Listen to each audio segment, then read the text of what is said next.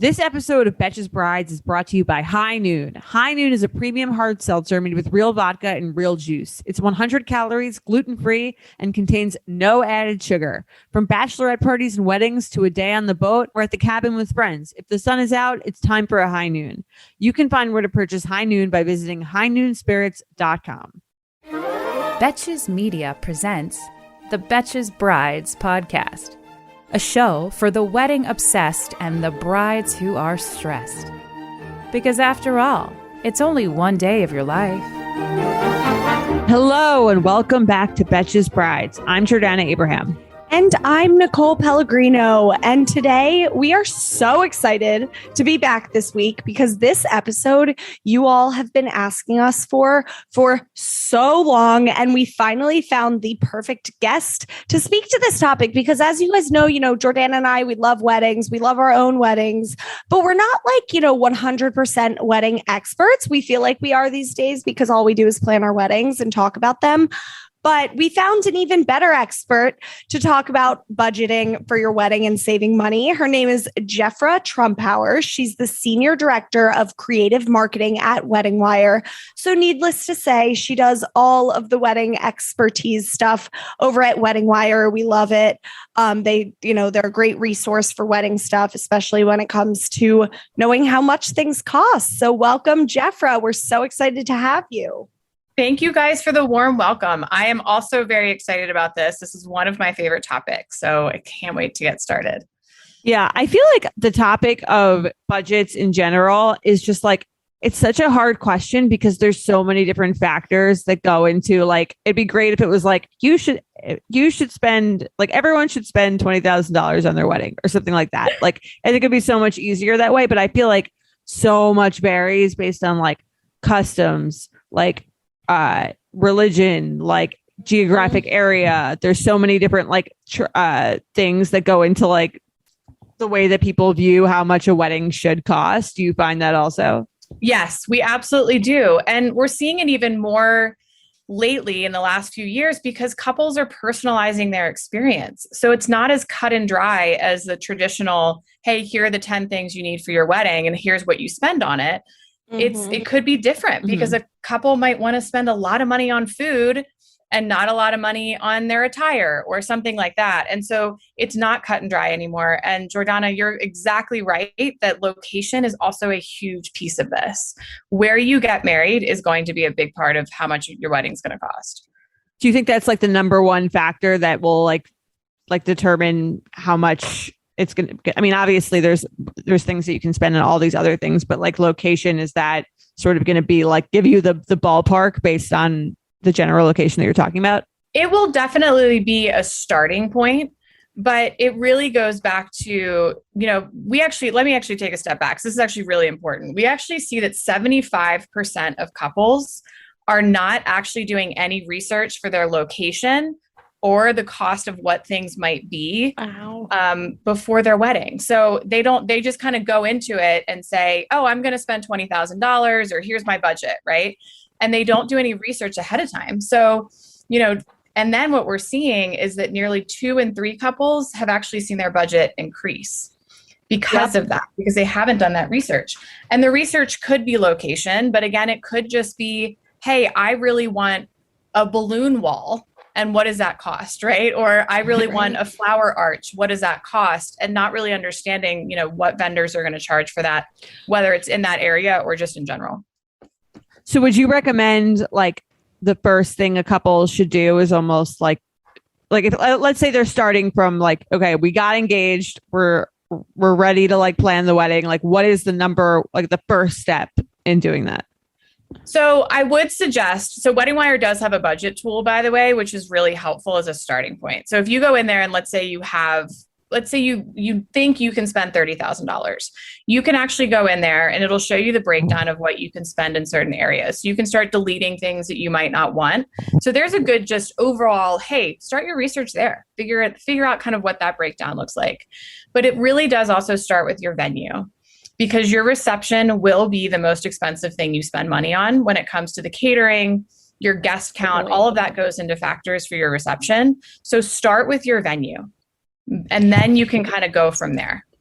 Is it true that guest count is one of the biggest things that, I mean, that's anytime I've looked anywhere like how to slash your budget, it's like literally just invite less people, because truly at most venues, at least, it's you're paying that price per head of, you know, whatever the catering cost is, and then the open bar, the alcohol. So would you say that guest count is one of those most important factors of like what determines the cost of a wedding?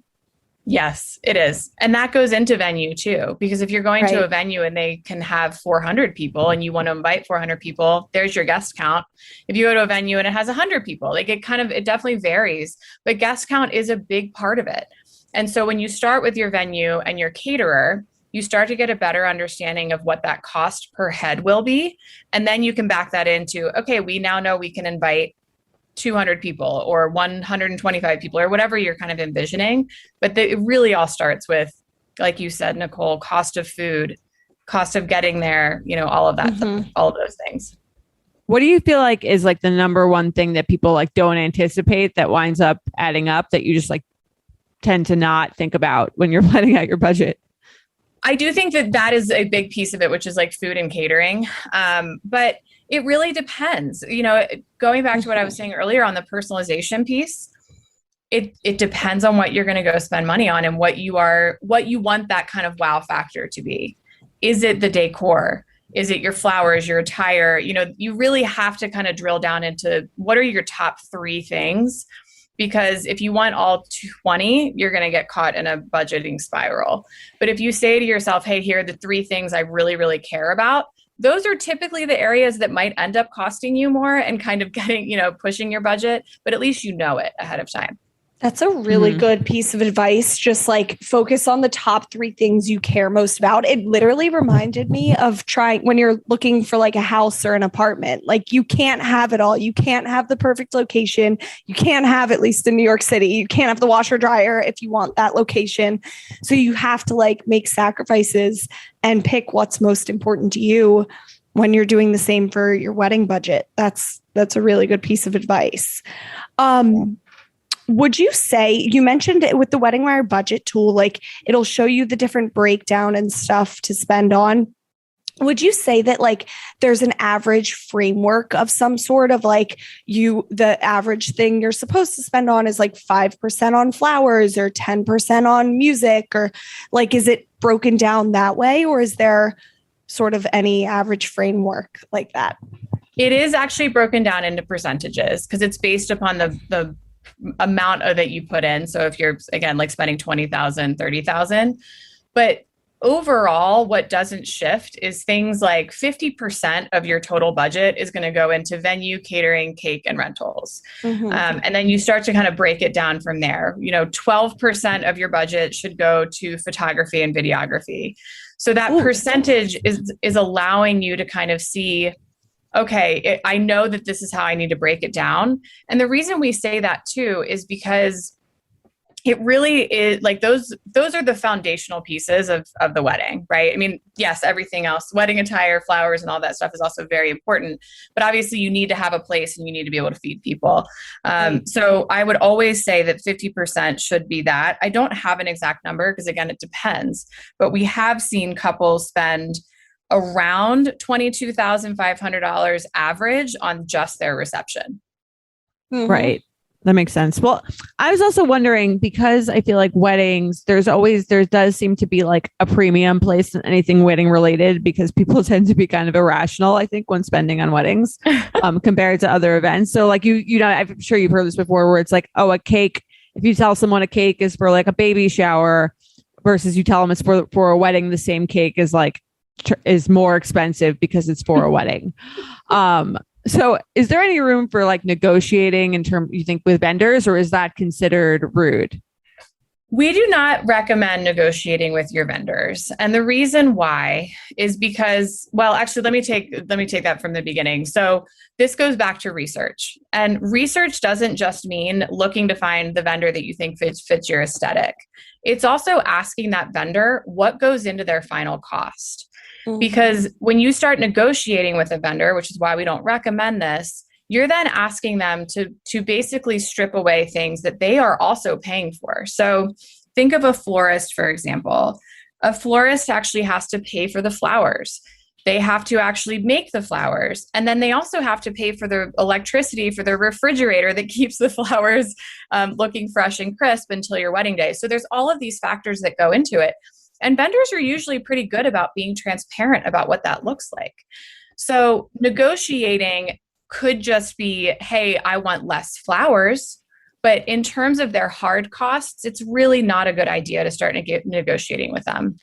That's what I've found with like my florist, for example. She's amazing. Instead of negotiating, it's like, how can we bring this cost down? How can I still pay you what your rates are, what you charge every other client?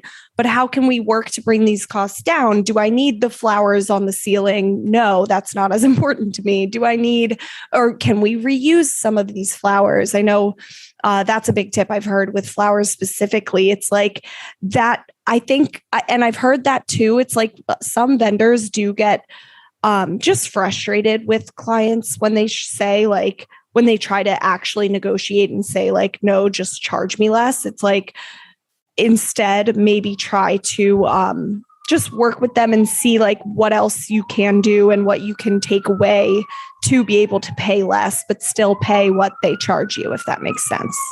Yeah, exactly. And it goes into like, for example, flowers are very easy to talk about when it comes to budgeting, because if you are going for a flower that's out of season and they have to ship it from somewhere else in the world, maybe talk to them about what flowers are in season and what might be a good alternative if the cost initially is too expensive. So there might just have to be a little bit of sacrifice in terms of what you are actually wanting for that. But your florist is someone who's going to work with you to make sure that it's still going to look beautiful, just within your budget.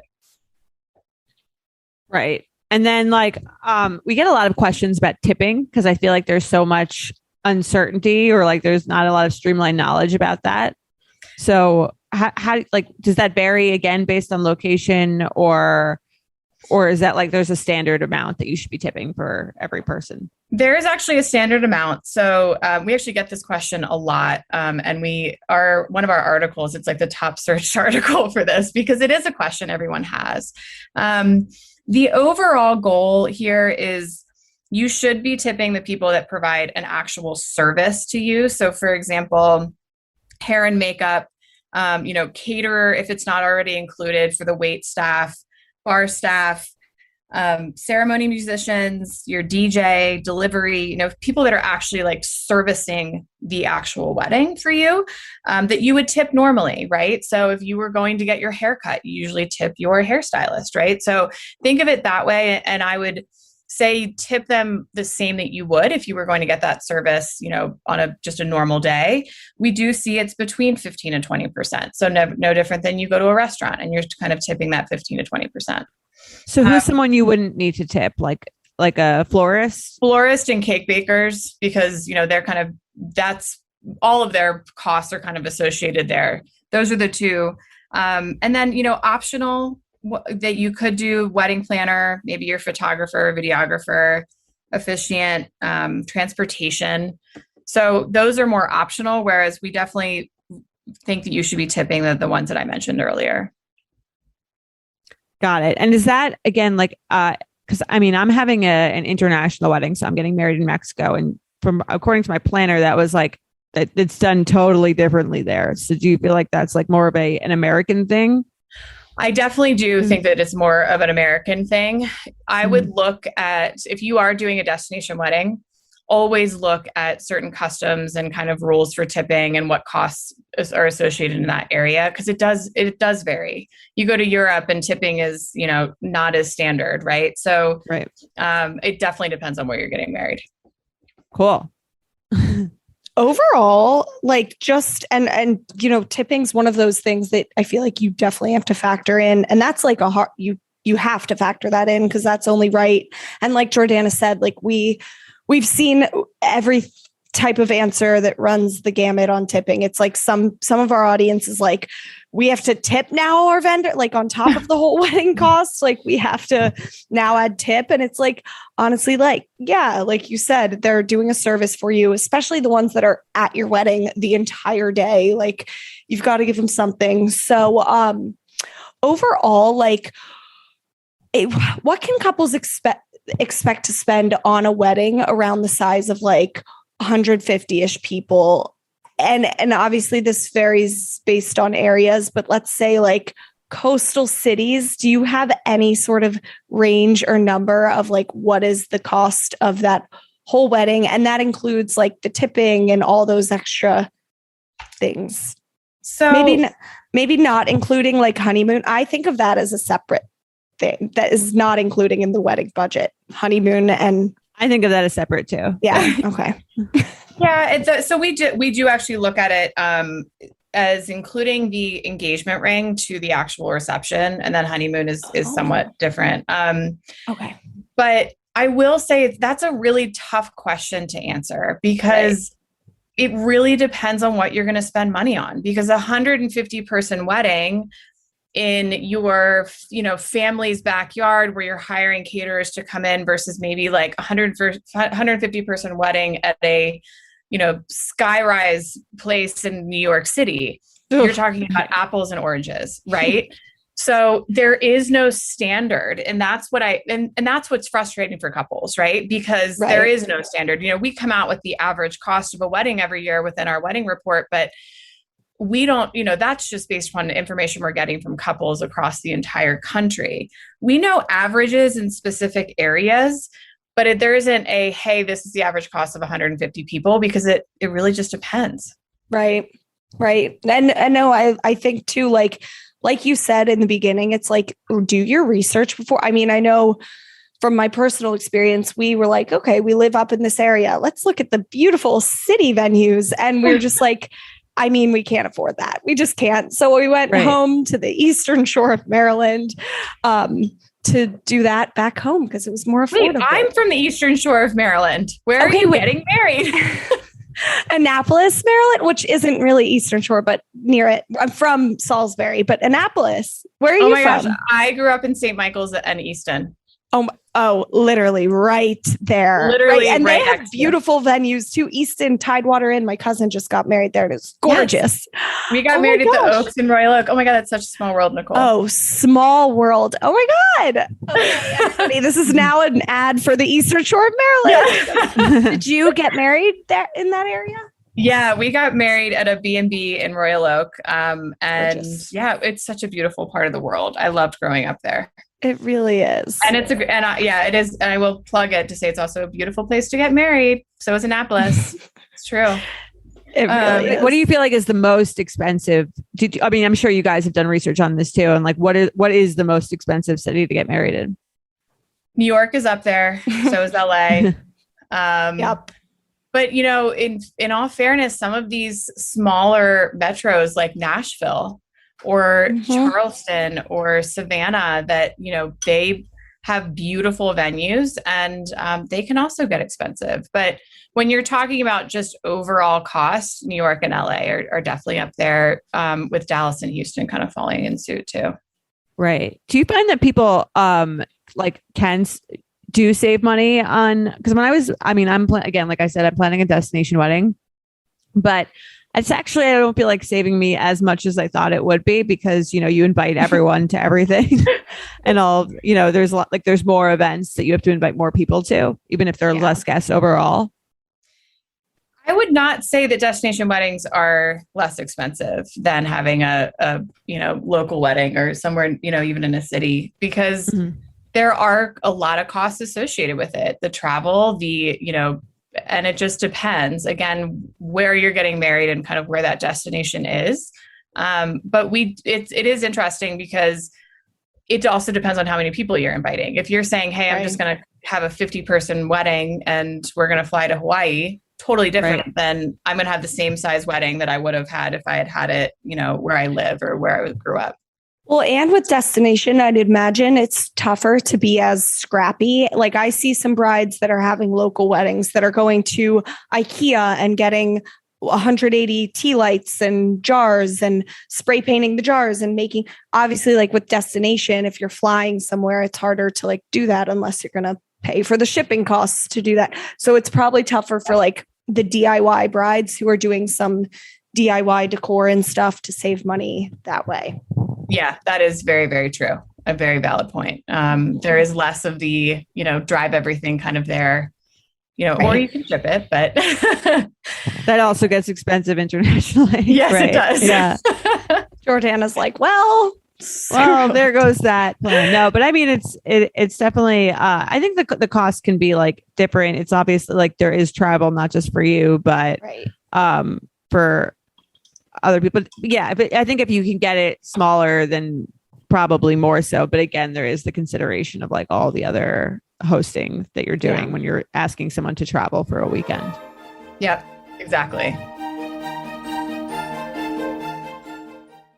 Do you have a cabinet full of acne treatments and skincare products, but don't even remember what half of them do? I personally find there's so many skincare products out there that I have no idea which to choose or which direction to go in. There's so many options. There's so many marketing claims, and you wind up spending hundreds of dollars in the latest miracle product, but you don't even know what it is. So it turns out most skincare products don't actually do much. The best way to treat acne is with fewer products that are clinically proven and customized to your skin. That's why we're excited to partner with Apostrophe. Apostrophe is a prescription skincare company that offers science-backed oral and topical medications that are clinically proven to help clear acne. Apostrophe connects you with a board-certified dermatologist who will create a personalized treatment plan that is perfectly tailored to your unique skin. You simply fill out Apostrophe's online quiz about your skin goals and medical history. Then you take a few selfies, and your dermatologist will create your customized treatment plan. Apostrophe treats acne, and they can also help you hit your other skincare goals like reducing redness, wrinkles, and even dark spots. I have gotten the chance to try Apostrophe. I love it. I love the ease of how simple it is to get it. You don't even have to leave your home. I love that it actually is really helping my skin. I can definitely see a noticeable difference in it. For me, I obviously want to make sure that my skin looks clear for my wedding. But then I also want to make sure I have some anti-aging stuff in there. So Apostrophe is great because it really takes care of it all. And obviously I have this wedding coming up, but I also, as I get older, my skin care is so important to me. Again, it's so easy. You can take pictures right on your phone. You get paired with a real dermatologist. It's shipped right to your door. So we have a special deal for our audience. You can save $15 off your first visit with a board certified dermatologist at apostrophe.com/brides. When you use our code BRIDES, this code is only available to our listeners. To get started, just go to apostrophe.com/brides and click begin visit. Then use our code BRIDES at sign up and you'll get $15 off your dermatology visit. That's apostrophe.com/brides and use that code BRIDES to get your dermatology visit and save $15. And we thank Apostrophe for sponsoring the podcast. So, Jeffra, what would you recommend? We had a ton of questions being like, okay, so, I can't splurge on everything, every single vendor, or every single aspect of my wedding. What would you recommend couples splurge on versus what can they cut costs on? Can they, do, somebody asked about silk flowers instead of real flowers, that, for example, like, what are some things like that? So that goes back to my rule of 3. So you should pick the 3 things you want to splurge on.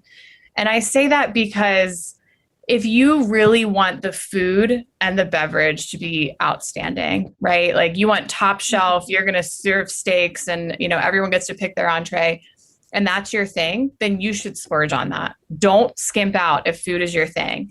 If you really want, your flowers, to your point, like if the flowers are something that you really want to splurge on, or then you should do it. And that decor is like that element. Mm-hmm. The areas though, that we really do recommend, don't skimp out on is definitely the food and beverage, right? You have people coming in from all over the country for this big wedding day for you and whatever that splurge means, right? I'm not saying you have to spend X amount of dollars on food, but make sure that it hits a certain threshold. Mm-hmm. And then I would also say your photography and videography. Don't skimp on that either. Right. We joke all the time about, couples that, say, well, I'll just have, so-and-so videotape my wedding. Don't go that route. If you want a video of your wedding, hire a professional, hire a professional to do your photos. Just remember that the wedding industry has these professionals for a reason. And so I I do say this a lot, and it's not to ask people to spend more money. It's just make sure you're spending it on the things that you really, really care about. Right. Jordana, what's your 3? What are my 3 things? Your big 3. I would say like music, even though I'm having a DJ, I'm like a really good DJ, was very important to me. And like, I think like, well, mine was I think it was location. That's why we did it. Like we did a destination on the beach. What do you think? That was my counts. 3rd. I don't know. What's my 3rd? I feel like your food's going to be good, right? The food's good. Mike cares about the food. So the food's up there too. Yeah. I feel like if you're supplying open bar, that counts like as that you're splurging. Like, and most weddings premium open bar. We were definitely does. into that so that people aren't super hungover. Yes, exactly. Yeah. I was going to say we definitely splurged on the band. And the dress. I forgot about the dress. The dress I spent a lot of money on. See, I like didn't as much as I could have. I don't know, whatever. But the dress wasn't as important, but now I'm getting a second look. So yeah, whatever. Now I guess I am. Yay. No, yeah. I think that's a great rule because you really, like you said, you can't prioritize everything. And like, I also think when you do make those choices, then it makes it like, the wedding is going to represent us. So it's not like not everyone has to choose the same 2 or 3 things to really like prioritize, but it'll also feel more like authentic to you as a couple, as opposed to like, well, everyone spends on flowers, so I want to spend on flowers. But if you're like, we as a couple don't really, that's not like our vibe, then I think then those are usually the best weddings when you're like, oh, this feels like the couple who we're celebrating. Yes. And that's where couples are going. I don't want to say tradition is out the window, but couples are recreating their own traditions and they're bringing in, whether it is your religious background or your cultural background or the fact that you met at a winery, whatever that little piece that, you want to bring into your wedding, that's what couples are really making sure that is what they splurge on. This is what feels like their day. Right. But I'm glad we are setting expectations for people. Like weddings are not free and they're not cheap. Like that's one thing I've learned throughout Betches Brides and throughout my own wedding. And even like with the elopements becoming more popular, I'll get a bunch of DMs from the audience being like, how come I'm eloping, but I'm still paying $10,000 for this? And I'm like, and I guess that it's like even this, not elopements, but smaller weddings, like the micro weddings and stuff. And it's like, that's because like you're still hosting and throwing an event and it's still like something that, it's costs money and it's unless I feel like the cheapest option, like if you're like, look, we don't want to spend any money. Courthouse, baby. And then even then you'll want to get a cute look. I mean, life ain't cheap and life ain't free. That's one. It's true. But yeah, I feel like, for me personally, when I'm going through like budgeting or what to spend or what not to spend, it's very like, I get very torn because there's almost like two, an angel and the devil on my shoulder. And in one place, it's like, it's one day, it's going to be over. Like, there's no reason to spend this. Like, it doesn't matter that much. And then on the other side, it's like, well, this is like, hopefully your one wedding.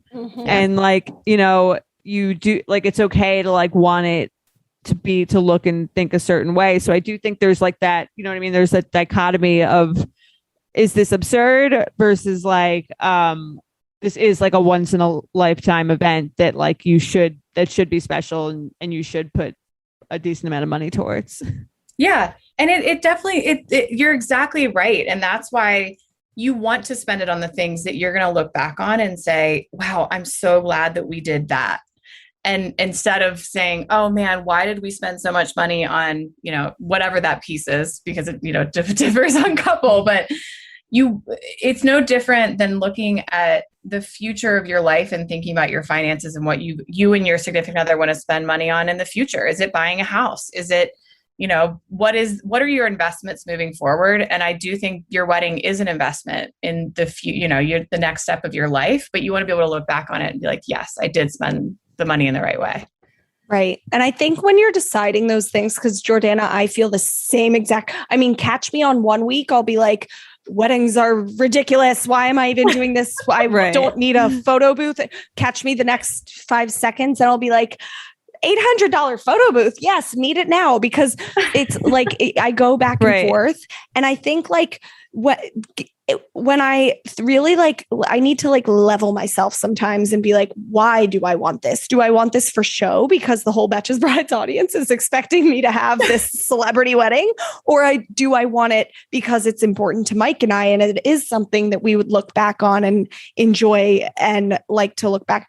So I don't know. It's just we always say, get to the why of why you're making this decision or why you're doing this.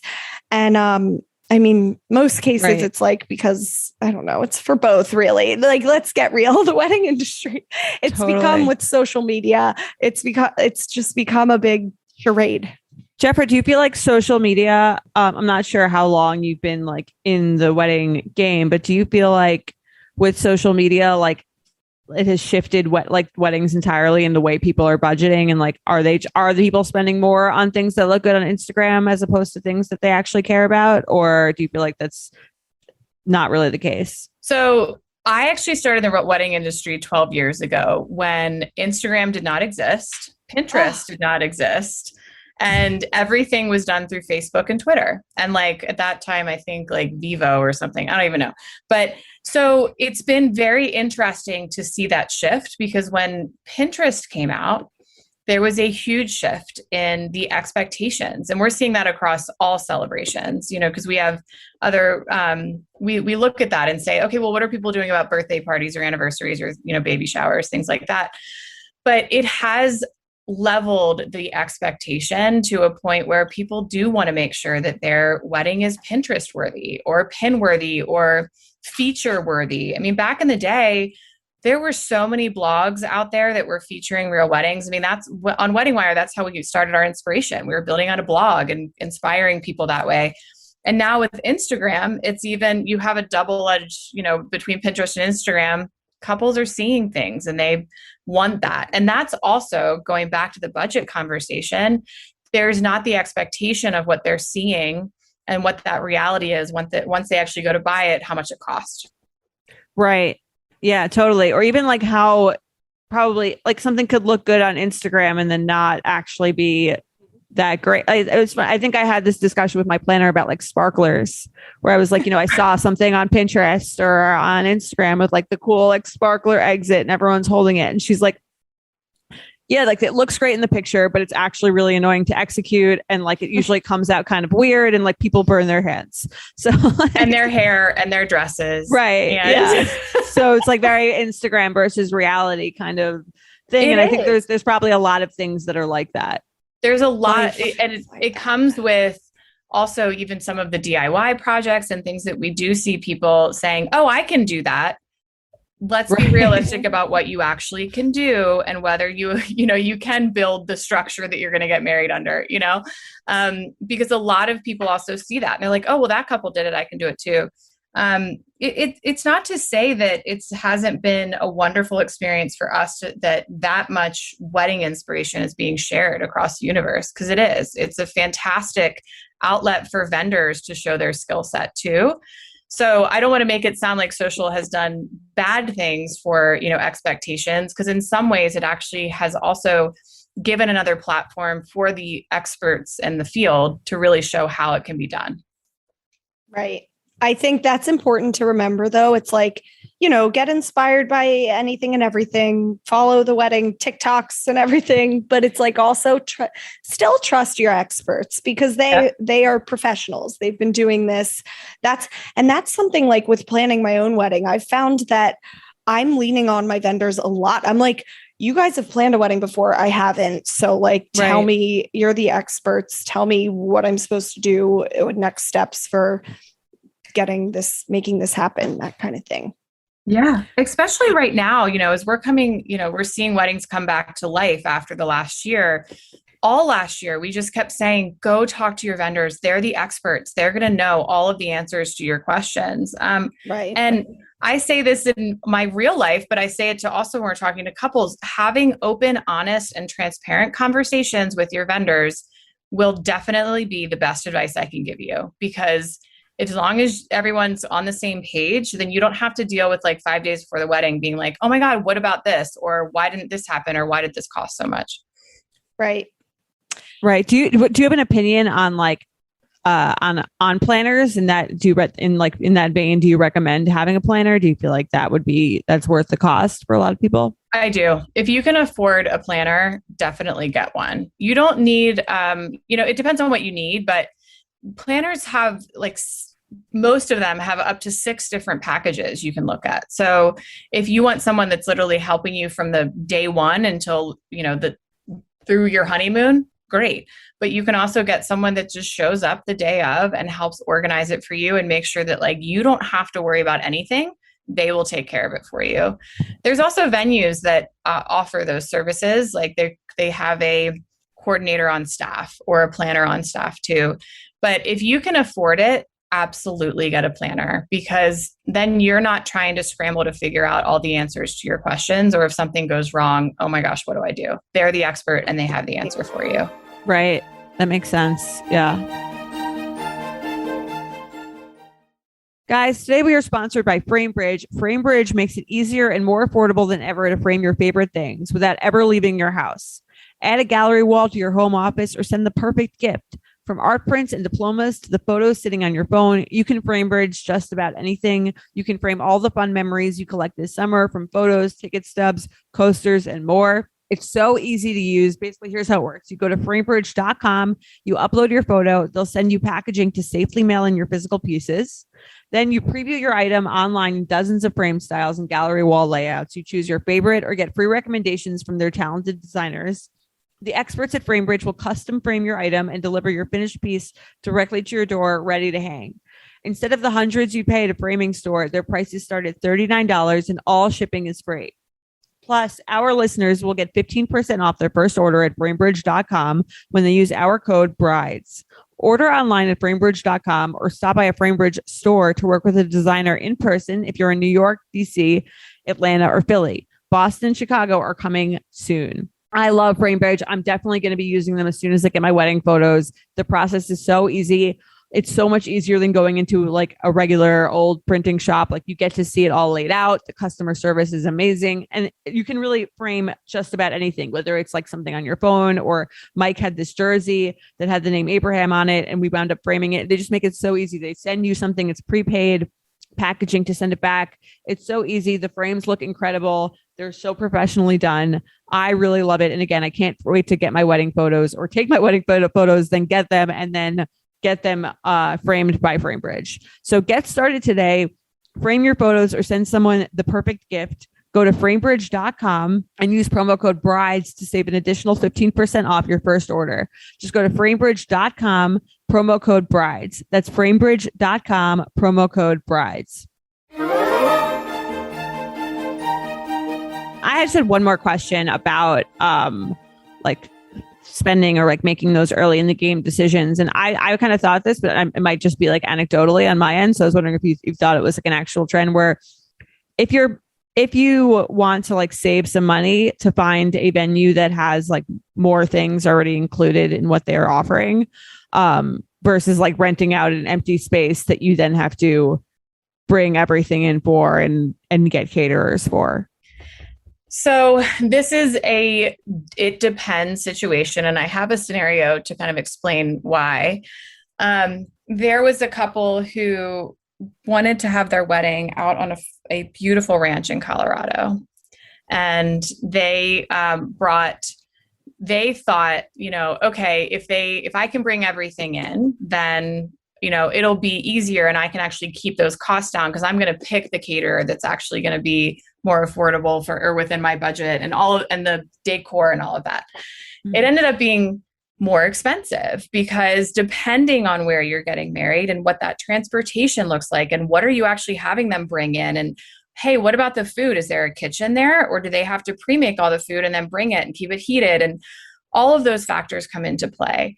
So when it comes to an all-inclusive venue, yes, you are paying the costs that are hard cost, but they are hard costs. And so you know what you're getting, you know what that looks like.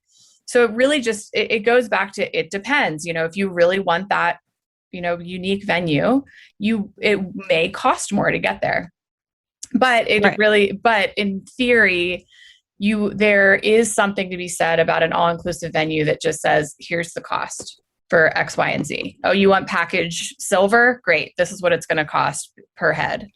Right. And then I feel like, especially, I mean, it's also like kind of like you said about the other things that you're prioritizing. It's kind of like knowing yourself, knowing, not only like the DIY stuff, but like, you know what I mean? Am I someone who like really feels like they're like a type A planner and they can like pull this off by bringing all these vendors and coordinating and logistically getting everyone together? Or am I someone who could probably benefit from something that's a little bit more streamlined? And I think only you as a bride will know that about, how much skill you have in that department. Yeah. And the best part about that, and that's a very, very, very good point, is if you are kind of doing it a la carte, you may be working with vendors that haven't worked together before. And they're all kind of coming together to work together for the first day, which is not a bad thing. I'm not saying don't do that, but that is a different day coordination than, hey, I'm going to an all-inclusive venue and everybody's worked together and everything's good to go. Right. I think so important to consider that. And I feel like, I mean, I wish we had you on before I started planning my wedding. Now I've only got a few months left to implement all these tips. It's okay. It's still going to be great. It's still going to be great. Yeah. I think it's funny. I was like, this, especially with the destination thing, it's like, it's just a totally different, budgeting thing than I thought it would be. It's also just different based upon the year. I mean, I got married 13 years ago and I wish I had worked in the wedding industry before I got married and knew all of these things. Right. You always find out. Yeah. But it all worked out in the end. So you'll be just fine. Don't worry. Yep. Exactly. But thank you so much for coming on. I feel like, Nicole, did we cover everything? I feel like we got a lot of questions. We got a lot of questions. Honestly, I have one more question that literally everybody's been asking. It's very specific and random, but everyone's been asking this because I think it's like a trend people are seeing people do. And then we might have to do more with you, Jeffra, because we'll forever have questions. But this one is okay, a lot of people are asking the cake because a lot of people, they think the cake is like overrated. Wedding cakes are out. I don't know. I still love a wedding cake personally. I'm doing one, but a lot of people are asking, is it smarter? I'm asking that too. Okay, cool. I don't know either. Yeah. Selfishly, we're asking, is it smarter to do a small cake to cut? And then do you put a sheet cake in the back of the kitchen and just serve people that and make it way cheaper? So specific. The short answer is a cake baker still has to make the cake, right? So it goes back to those hard costs of like how much cake they actually have to make and their time to actually make it. However, it is cheaper to go with a smaller cake that they have to decorate versus a 5-tiered cake that they're decorating. So there is cost savings associated with saying, hey, let's just do the mini cake and then do a sheet cake that's in the back, right? But with that being said, you have to also remember that like if you're adding flowers and fondant and different decorations on it and things like that, it's going to put the cost up. So it's a really great question, and it goes back to things like, and I know you had people asking about like greenery, is that cheaper than flowers? The answer is yes. It's a very similar question to the cake question. Yes, if you do eucalyptus down the center of your, banquet table with no flowers, that will likely cost less than if you say, I want peonies and garden roses and eucalyptus and all of the above down the center. So there are definitely things that cost less. And that's where, going to your vendor and saying, hey, I'm having 200 people. Can I have a mini cake and then a sheet cake for 200 people? And they're going to say, yes, this is what it's going to cost versus X, Y, and Z. It's a great question. That's what I've found, like for any of these things with any of my vendors, like I'll go to them. They know I'm trying to do budget friendly things here. Like I make it known. And then I'm like, is there any, like, how can I still work with you, but do it more cost effectively? I just want to see all my options laid out. Like with the music for the ceremony, for example, I'm like, how much does, a keyboardist for cocktail hour costs versus having my band guy just like DJ the cocktail hour with an iPad. I mean, not iPad. What am I, 89 with a Spotify? I don't know. Yeah. Playlist with an iPad. I sound do iPads still exist? Do they still? I don't know. I don't know. Not for this, but yeah. So it's just, I think that's a good general tip. Just like talk to your vendors and tell them what your budget is and see if they can make it work. Yeah. Yeah. I have two quick ones. I know we're running out of time, but there are two really important ones that I just wanted to just touch upon before we wrap up budget that I think will be important for people to hear, which is, when it comes to what you're spending and who's paying for what, have those conversations literally on day one. So if your parents have offered to pay, make sure that everyone's very specific about what they're going to pay for, what that looks like, and what it's going towards. So that's my number one, which is always have the financial conversation up front with whoever's contributing. And also what you can contribute, because we are seeing that more couples, or 1 in 4 couples right now, are actually paying for their whole wedding, which we've, hadn't seen that in the past. So making sure that what you can financially afford. And then the last one is, I said this earlier about making sure the experience is really good for your guests, but your 3 things should be all about you. The one thing that we hear from couples that they regret spending money on is because X, Y, and Z said that, oh, well, guests will really want that. And they went and spent money on it and they regretted doing it because it wasn't a reflection of who they were or who they are as a couple. So those are my 2 last kind of like, hey, make sure your finances and all the people paying for it are in check. And then, make sure you're spending the money on the stuff that you want to spend money on, because at the end of the day, it's your day. I think that's great advice. Definitely goes in line with, the other advice that we've given. But I think specifically for budgeting, when there's so many things that you can spend money on, I think that's really, really good advice, because it'll like sort of help focus you. Yeah, exactly. Exactly. Well, thank you so, so much. This was literally so helpful. Like Jordana said, I wish we had you on, this time last year before our weddings planned. But I think we've been good for the most part again, we've been checking each other. Yes, exactly. Yeah. Yes, you have each other and you have resources like Wedding Wire that you can use. And they, we try to be there for everyone to make sure that it works out in the long run. So great. Thank you so much for coming on. We'll have to have you do a takeover for any of the other like smaller questions. Have me back. I would love to come back and answer questions. It would be wonderful. Yes. Great. We have a lot of rapid fire ones that we'll definitely have you do a takeover with. But where can people find you and find, all your resources? Yes. So go to weddingwire.com, where we have all of our planning tools, all of our vendors, everything you need to plan your wedding day. And you can also find me on social media at Jeffra Trumpower on Instagram, where you'll see some, inspiration here and there. But feel free to always reach out if you have questions for me too. Awesome. Thank you so much for coming on. Thank you again so much, Jeffra, for joining us. And after the break, we'll be right back with unpopular opinions.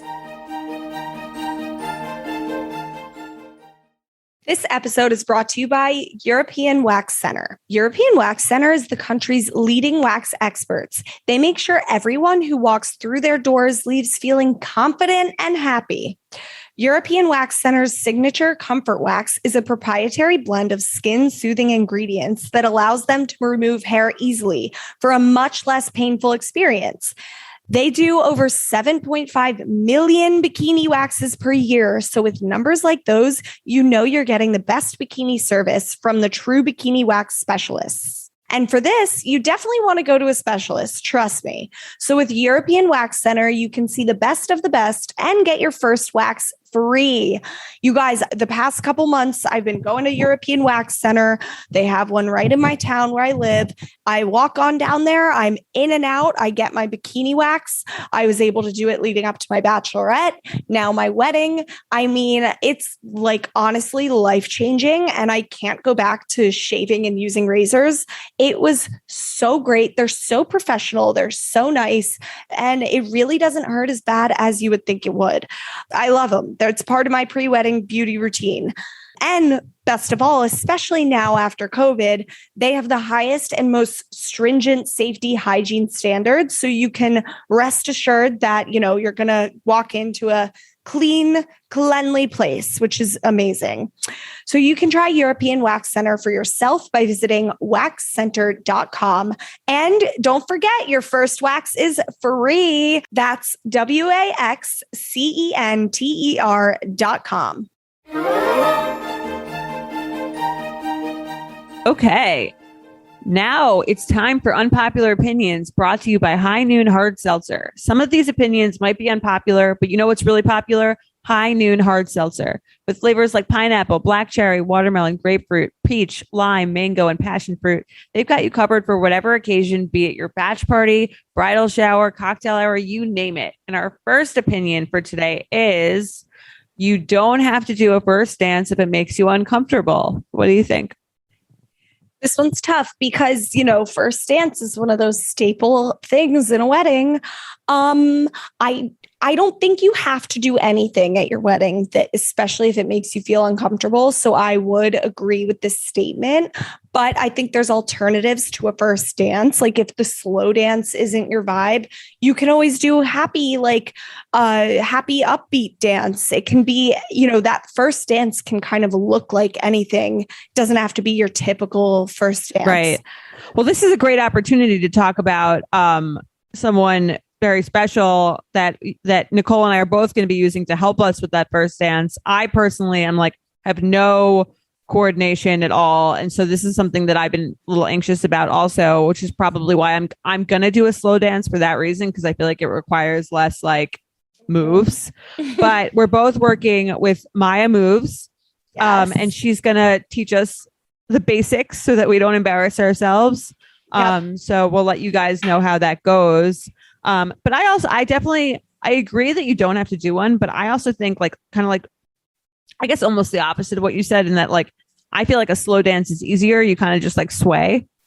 Yeah, I agree. I mean, if there's too much upbeat, I feel I have to do something crazy. Right. I feel like I've seen some people do a more upbeat song, and it's just the couple coming out on the dance floor to dance for a quick part of it, and then they have everybody join them because they don't want to be the center of attention, totally being stared at. Because I do agree, first dances can be quite can be awkward when there's people staring, especially if silently. You're not a natural dancer. But I also agree with what you just said in terms of you can also do okay, we're going to do 90 seconds, just us. And then they'll invite everyone else to join us on the dance floor. So it's not a whole 3-4 minute song. A whole production. We don't need that. Yeah. So 87% of our audience agreed that you don't have to do a first dance if it makes you feel uncomfortable. Okay. What's the next one? Next one is, it's actually considerate to tell friends straight up if they are not in the wedding party. I disagree with this. I think it's very presumptuous of you to even think that someone wants to be in your wedding party. So I feel that's an unnecessary, slightly rude thing to do. To tell someone by the way, you are not you're not a bridesmaid. To me, doesn't that seem really rude? I'm very surprised so many people agreed with this statement. People are going to give me shit for agreeing with you because everybody says all I do is agree with Jordana. But okay. I agree. I think if they ask, if you're not planning on putting a friend in and they ask hey, am I in your wedding? I think then it's considerate to tell them straight up and be look, no, and tell them the reason, be nice about it, whatever. Totally. But if they don't ask, no, I don't think you have to go out of your way to be hey, you're not in the wedding party. Just so you know. Right. It's telling people that they're not invited to your wedding. Would you go out of your way to tell someone that they're not invited to your wedding unless they didn't ask? No. No. I think that's weirder. Right? We do get questions being I think my friend thinks she's going to be, should I go to her and tell her? And I'm no, unless she asks, you're going to make it weirder. Right. She might be on the same page as you. Right. Too. You never know. Oh, yeah. I don't think that you need to have that confrontation unless the person is offended by it.